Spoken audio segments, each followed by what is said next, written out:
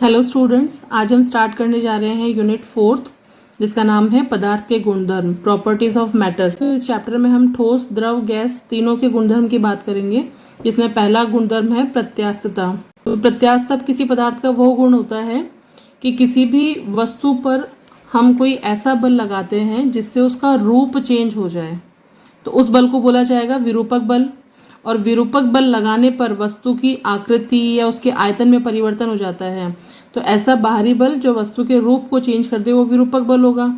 विरूपक बल लगाने पर कई बार वस्तुएं ऐसी होती हैं कि जो अपने शेप को चेंज कर लेती है, आकृति को चेंज कर लेती है। विरूपक बल जब हटा लेते हैं तो वापस अपनी प्रारंभिक अवस्था में आ जाती है। जैसे किसी रबर बैंड को आप थोड़ा सा स्ट्रेच करके छोड़ देते हो तो वो एक बार अपना रूप चेंज करता है और वापस छोड़ने पर, विरूपक बल हटा लेने पर वो पूर्ण अपनी प्रारंभिक अवस्था में आ जाता है। तो पदार्थ के इस गुण को कहा जाता है प्रत्यास्थता।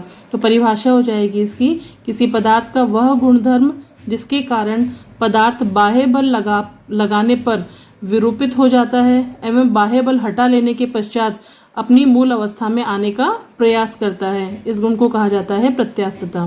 प्रत्यास्थता के आधार पर वस्तुएं तीन प्रकार की होती हैं: पूर्ण प्रत्यास्थ वस्तु, आंशिक प्रत्यास्थ वस्तु और प्लास्टिक वस्तु।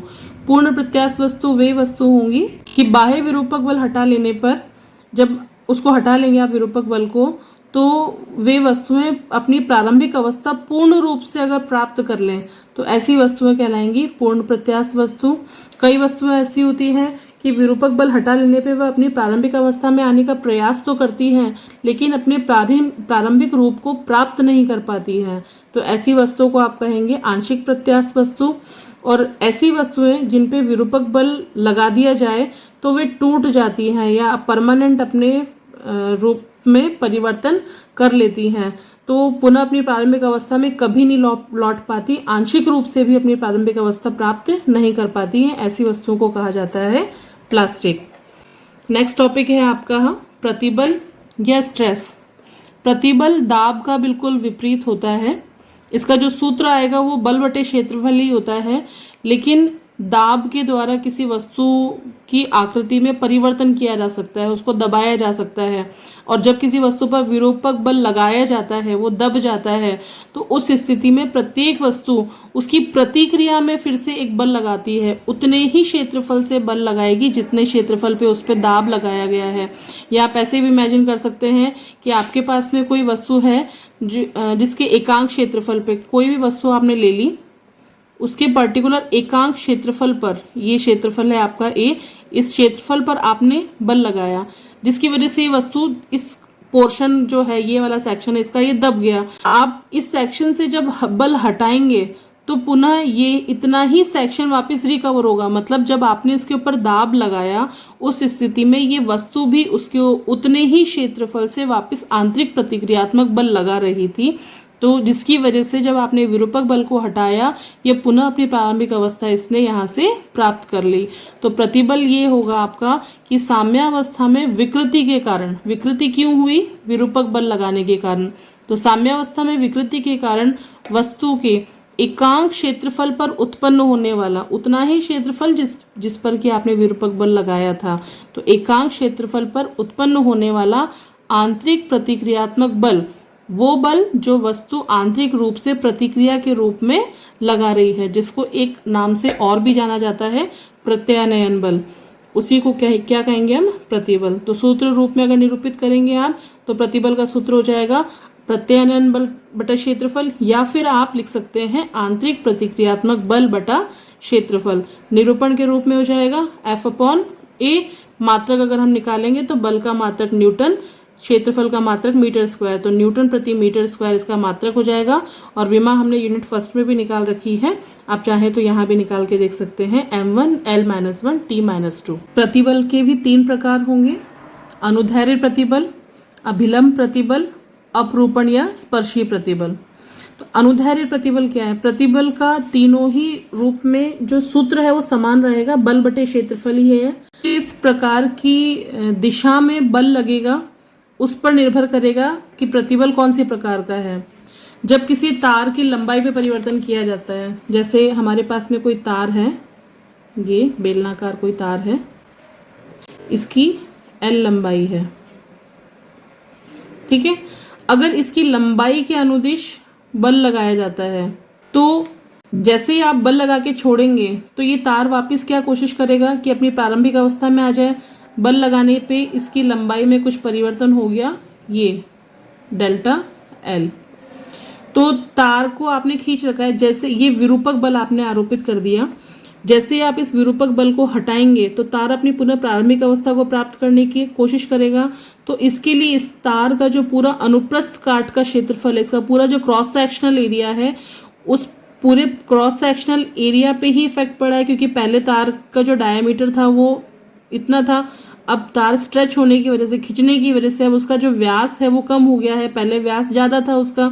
तो इसका जो पूरा अनुप्रस्थ काट का क्षेत्रफल है वो ही प्रभावित हुआ और विरूपक बल हटा लेने पर उतना ही एकांक अनुप्रस्थ काट का क्षेत्रफल ही कोशिश करता है कि वो पुनः अपनी प्रारंभिक अवस्था में आ जाए। तो आपने बाह्य विरूपक बल लगाया F, पर्टिकुलर किसी एरिया पे लगाया, तो पर्टिकुलर वही एकांक क्षेत्रफल पर लगने वाला आंतरिक प्रतिक्रियात्मक बल ही क्या कहलाएगा, अनुदैर्ध्य प्रतिबल। तो अनुदैर्ध्य प्रतिबल हो जाएगा लंबाई में परिवर्तन के विरुद्ध एकांक अनुप्रस्थ काट के क्षेत्रफल द्वारा लगने वाला आंतरिक प्रतिक्रियात्मक बल, अनुदैर्ध्य प्रतिबल होगा। ठीक है। अब अनुदैर्ध्य प्रतिबल दो प्रकार से हो सकता है कि लंबाई में परिवर्तन उसको लंबाई की दिशा में वृद्धि करने में भी हो सकता है और लंबाई की दिशा में उसको संकुचित करने में भी हो सकता है। तो लंबाई की दिशा में अगर हम संकुचन करेंगे तो संकुचन के विरुद्ध जो क्या एकांक क्षेत्रफल से लगने वाला आंतरिक प्रतिक्रियात्मक बल होगा उसको हम कहेंगे संपीड़न। और दूसरा क्या हो जाएगा, तनन। तो जब हम लंबाई में वृद्धि के अनुदिश बल लगाएंगे तो वृद्धि के अनुदिश बल लगाने पर उसके एकांक क्षेत्रफल से लगने वाला आंतरिक प्रतिक्रियात्मक बल ही क्या कहलाएगा, अनुदैर्ध्य प्रतिबल या तनन। ठीक है। सेकंड हो जाएगा आपका अभिलंब प्रतिबल। तो अभिलंब प्रतिबल में आप इमेजिन कर सकते हैं कि आपके पास में एक घन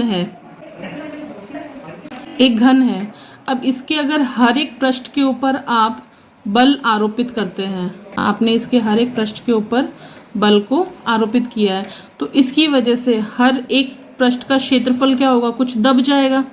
तो इस क्षेत्रफल के दबने की वजह से इसके आयतन में कमी हो जाएगी। आयतन में परिवर्तन के विरुद्ध आप जब बल लगाएंगे उसके ऊपर तो ये वस्तु चाहेगी कि उसी पर्टिकुलर एकांक क्षेत्रफल से उस बल को हटाया जाए या उसी के प्रतिक्रिया में ये वापस बल लगाएंगी, या इसका रिजल्टेंट ये होगा कि बाह्य विरूपक बल जब आप हटा लेंगे तो वस्तु अपनी प्रारंभिक अवस्था प्राप्त कर लेगी। तो आप अभिलंब प्रतिबल को कह सकते हैं कि आयतन में जो कमी आ रही है इसके, तो आयतन में परिवर्तन के विरुद्ध वस्तु के एकांक क्षेत्रफल से लगने वाला आंतरिक प्रतिक्रियात्मक बल। तो एकांक क्षेत्रफल से लगने वाला आंतरिक प्रतिक्रियात्मक बल ही है, लेकिन लग रहा किस स्थिति में है, वस्तु के आयतन में परिवर्तन के विरुद्ध। तो इस प्रतिबल को हम बोलेंगे अभिलंब प्रतिबल। थर्ड स्टेज आती है आपके पास में अपरूपण या स्पर्शी प्रतिबल। आपके पास में कई बार वस्तुएं रखी हुई होती हैं, जैसे टीवी, फ्रिज वगैरह के बड़े बड़े कार्टून होते हैं, तो उनमें आपने देखा होगा कि जब आप इसकी किसी ऊपरी सतह पर स्पर्शीय बल आरोपित करते हैं, कि नीचे की सतह तो समान रूप से रहती है लेकिन ऊपरी सतह पर स्पर्शीय बल आरोपित करते हैं तो ऊपरी सतह अपनी पोजीशन से कुछ शिफ्ट हो जाती है, इस तरीके से कुछ कोणीय विस्थापन उसके अंदर उत्पन्न हो जाता है। तो ये जो कोण, इस कोण के जितना जो ये विस्थापन उत्पन्न हुआ है किसकी वजह से हुआ है, स्पर्शीय बल आरोपित करने की वजह से हुआ है, जिससे इसके इस पृष्ठीय क्षेत्रफल की आकृति में परिवर्तन हो गया है। तो ये वस्तु क्या चाहेगी कि ये विरूपक बल हट जाए तो ये पुनः अपनी प्रारंभिक अवस्था में आ जाए। तो अपनी आकृति में परिवर्तन के विरुद्ध वस्तु के एकांक क्षेत्रफल से लगने वाला आंतरिक प्रतिक्रियात्मक बल कहलाएगा अपरूपण या स्पर्शीय प्रतिबल। तीनों ही स्थिति में एकांक क्षेत्रफल से लगने वाला आंतरिक प्रतिक्रियात्मक बल ही है, लेकिन अनुदैर्ध्य प्रतिबल में लंबाई के अनुदिश एकांक अनुप्रस्थ काट के क्षेत्रफल से लगने वाला आंतरिक प्रतिक्रियात्मक बल था। इस स्थिति में आयतन परिवर्तन के विरुद्ध एकांक क्षेत्रफल से लगने वाला आंतरिक प्रतिक्रियात्मक बल था। और थर्ड स्थिति में वस्तु के आकृति में परिवर्तन के विरुद्ध एकांक क्षेत्रफल से लगने वाला आंतरिक प्रतिक्रियात्मक बल था। यह अनुदैर्ध्य प्रतिबल है, यह अभिलंब प्रतिबल है और ये स्पर्शीय या अपरूपण प्रतिबल है। अगला टॉपिक है आपका विकृति या स्ट्रेन।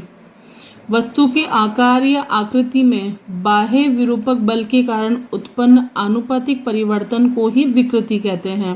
जैसे किसी तार की लंबाई पहले 4 सेंटीमीटर थी, उसको हमने खींच दिया तो 1 सेंटीमीटर की वृद्धि हो गई, तो प्रारंभ लंबाई में परिवर्तन कितना हुआ है बटे प्रारंभिक लंबाई। तो किसी भी वस्तु की जो आकृति है उसमें आनुपातिक परिवर्तन कितना हुआ है, उस परिवर्तन को विकृति के द्वारा प्रदर्शित किया जाता है। जैसे किसी तार की लंबाई पहले 4 सेंटीमीटर थी, हमने उसको तोड़ दिया, 1 सेंटीमीटर कम हो गई, तब 3 सेंटीमीटर बची। तो प्रारंभिक अवस्था के तुलना में वर्तमान स्थिति में उसमें आनुपातिक परिवर्तन कितना हुआ है, उसको हम विकृति के द्वारा ज्ञात करते हैं। विकृति का सूत्र, जैसे 3 प्रकार की विकृति है तो लंबाई बटे लंबाई, आयतन बटे आयतन, इस प्रकार से आएगा। अगर हम इसकी विमा ज्ञात करें तो लंबाई से लंबाई यहाँ कैंसिल आउट हो जाएगी, तो यहाँ कोई विमा नहीं निकल के आएगी। तो जो विकृति होती है वो एक विमाहीन राशि होती है, और जिसकी विमा ही नहीं है तो उसका मात्रक भी नहीं होगा।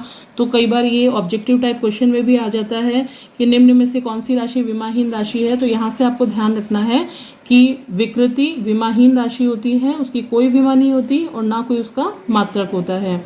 जिस प्रकार से प्रतिबल के 3 प्रकार हैं, उसी प्रकार से विकृति के भी 3 प्रकार हैं, अनुदैर्ध्य विकृति, आयतन विकृति और अपरूपण विकृति।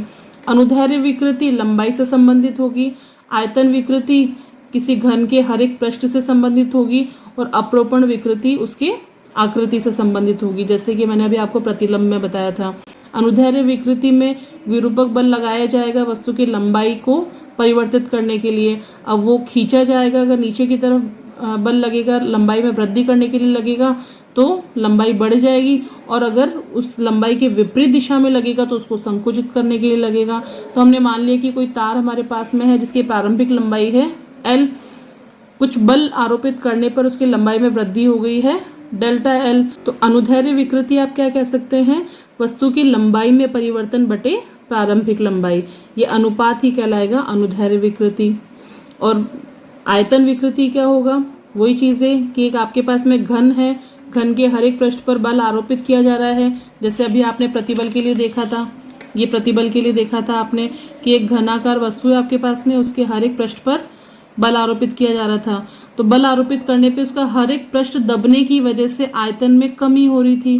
तो आयतन में प्रारंभिक आयतन इसका मान लिया हमने V है, दबने की वजह से आयतन में परिवर्तन हो गया डेल्टा V। तो आयतन में परिवर्तन बटे प्रारंभिक आयतन में परिवर्तन तथा प्रारंभिक आयतन का जो अनुपात होगा उसी को हम बोलेंगे आयतन विकृति। तो आयतन विकृति आ जाएगा delta V upon V। Third है हमारा अपरूपण विकृति। तो अपरूपण विकृति मैंने अभी आपको अपरूपण प्रतिबल दिखाया था। अपरूपण प्रतिबल में क्या होता है कि वस्तु की आकृति में परिवर्तन हो जाता है स्पर्शीय बल आरोपित करने पर। तो हमने ये पृष्ठ लिया है, मान लिया कि कोई घन का पृष्ठ है जिसकी हर एक सतह की लंबाई है L, ठीक है। तो इसकी सारी जो भुजाएं होंगी उसकी लंबाई कितनी हो जाएगी L। स्पर्शीय बल आरोपित करने पे इसकी हमने सतह का नाम दे दिया ABCD। स्पर्शीय बल आरोपित करने पे इसमें कुछ थीटा विस्थापन हो गया, तो यहाँ पे ये जो लंबाई है ये डेल्टा L कुछ शिफ्ट हो गई। यहाँ पे जो विस्थापन हुआ है ये डेल्टा L हो गया, DT डैश कह सकते हैं, यहाँ पे CC डैश कह सकते हैं। तो मुझे अपरूपण जो विकृति हुई है वो स्पर्शीय बल आरोपित करने पे इसकी आकृति में जो परिवर्तन हुआ है ये इसकी विकृति है। तो मुझे यहाँ से थीटा का मान निकालना होगा। तो थीटा का मान निकालने के लिए मुझे इस रेखा का ढाल निकालना है कि ये कितने कोण से झुकी है। और हमने मैथ्स में स्टडी किया हुआ है कि किसी भी रेखा का ढाल निकालने के लिए, स्लोप निकालने के लिए आप हमेशा tan थीटा यूज करते हैं। तो tan थीटा का सूत्र क्या होता है, लंब बटे आधार। तो थीटा के सामने वाली भुजा क्या हो जाएगी, लंब, जिसकी वैल्यू कितनी है डेल्टा L। आधार क्या हो जाएगा यहाँ पे, ये L, ये L। तो थीटा की वैल्यू आ जाएगी आपके पास में tan inverse delta L upon L। Generally इसको फाई से डिनोट करते हैं, फाई को यूज करते हैं इसके अंदर थीटा की जगह पे। तो कुल मिला के आपको ये कोण निकालना होता है। तो अपरूपण विकृति जो है वो डायग्राम से निकलेगी, और किस वजह से निकली है, स्पर्शीय बल आरोपित करने पर वस्तु की जो आकृति में परिवर्तन हुआ है उस आकृति को ही चित्र के द्वारा इस फॉर्मूले के फॉर्म में निकाला जाएगा। तो अपरूपण विकृति निकल के आई आपके पास में theta equals to tan inverse delta L upon L। कई बार ये चीज भी यूज करते हैं कि ये जो डिस्प्लेसमेंट होता है, यहाँ पे जो शिफ्टिंग होती है ये बहुत कम होती है, तो थीटा को बहुत कम मान लेने पर हम tan थीटा को जनरली थीटा ही यूज करते हैं। तो यहाँ पे ये फॉर्मूला कुछ इस तरीके से भी आ जाता है, theta equals to delta L upon L. तो ये बिल्कुल अनुदैर्ध्य विकृति जो है उसी की तरह फॉर्मूला यूज आता है, क्योंकि अनुदैर्ध्य विकृति का फॉर्मूला भी डेल्टा एल अपॉन एल ही है। तो ये तो हम तार की लंबाई के अनुदिश निकालते हैं, जबकि अपरूपण विकृति के अंदर अगर tan थीटा को यूज नहीं किया गया है तो वहां पे ये delta L upon L diagram से निकलेगा। ये कई बार कंफ्यूज कर देती हैं चीजें, तो यहाँ आपको थोड़ा केयरफुल रहना है। नेक्स्ट टॉपिक, उसमें हम हुक का नियम पढ़ेंगे। हुक के नियम से ये एक टर्म हमारे सामने निकल के आएगी, प्रत्यास्थता गुणांक। उसके भी 3 प्रकार होंगे, तो हम हुक का नियम और प्रत्यास्थता गुणांक के तीनों प्रकारों को एक साथ स्टडी करेंगे। आज के लिए इतना ही। Thank you students.